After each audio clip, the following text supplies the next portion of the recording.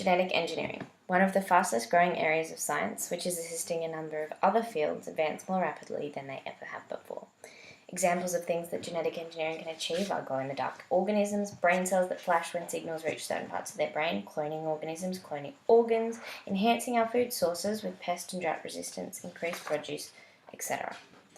All of these things can be achieved by a fairly simple procedure in theory, which you need to know for your exams.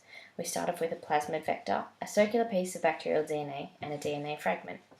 This is the gene we're interested in.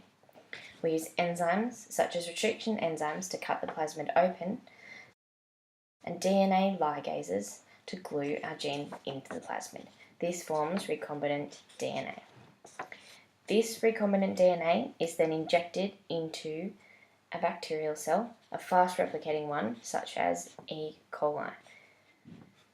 This cell then replicates rapidly by mitosis, quickly giving us multiple copies of the gene. Again, we then use our restriction enzymes and DNA ligases to isolate the many copies of our gene of interest.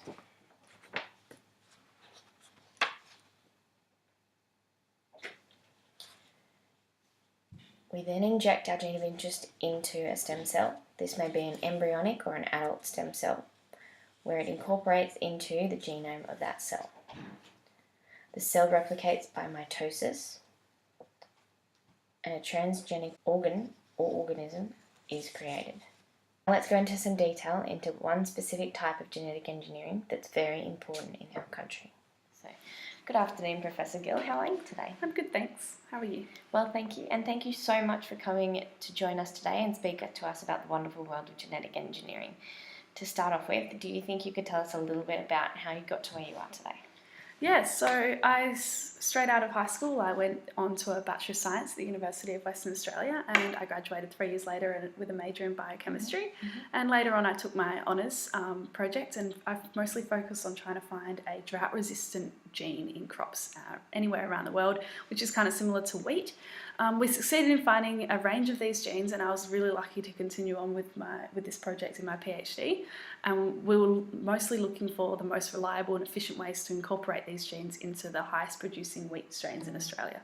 So I found these, the most helpful part of winning my honours was the volunteering in labs and getting to know the researchers and the research out there. Interesting. So tell me, what got you interested in genetics and horticulture in the first place? Yeah, well, I don't know if much of our audience is aware, but while I was growing up, there was a 7-year-long drought across most of the country, especially in Perth and WA. It was pretty badly affected.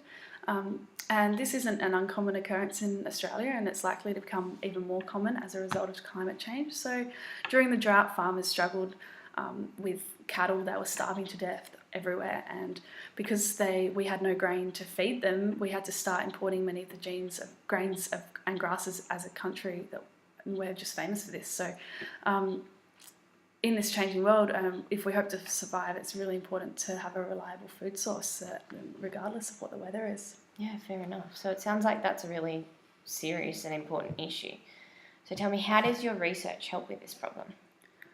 Yeah, so basically what we do is we look for genes in grasses and grains and crops all around the world, and what we're most interested in is finding those that are difficult to survive in they survive in challenging environments. So this is like high salt environments they're resistant to pests, and they can survive without much water. And once we find these plants of interest, we use the enzymes such as DNA ligases and restriction enzymes to isolate those different genes, and we insert those genes into plant stem cells. And we allow those to grow in extensive greenhouses. And if they survive those conditions, we expose them to, then the genes are identified, and other extensive tests are conducted on them. Okay, so what kind of tests do you conduct? Because I know that many people around the world are very worried about some of the negative consequences of genetically modified foods. So what are some of the things they're worried about, and do your tests account for those? Yeah, it's a great question. The main concern for people is that adding genes to a different organism could have all kinds of unpredicted effects. So like things like, will the gene ever have will the gene have the same effect on the new organism, or will you insert it into the wrong place, or will this cause a defect in the organism? Will we start secreting carcinogenic hormones, or will the nutritional benefit be the same? The transgenic organism may have a survival advantage over our natural organisms and take over, so that none of these original organisms are left. We do extensive tests on and take all of these situations into consideration. Like, for example, we crush up the wheat grain from the original transgenic plants and we compare these to the chemicals found in each of them. So we feed the wheat to the lab rats to see whether there's any cancers that can be formed, or just like drug companies do tests for the drugs that they send. Yeah. So the survival question is more of a difficult one to study, and this has many ethical considerations, but historically altering our ecosystems in a way that it has been a bad idea. However, with all the scientific creations, we need to weigh out the costs and benefit of these situations. So if technology can save us from starvation, I think it's definitely something we need to look into and consider. Yeah, fair enough. Look, Professor Gill, thank you so much for coming to speak to us today. You've given us a really interesting insight into how genetic engineering works in the real world and spoken to us about some of the benefits and some of the complications. Thank you so much. No worries at all, anytime. So, do you think genetically modified foods should be allowed?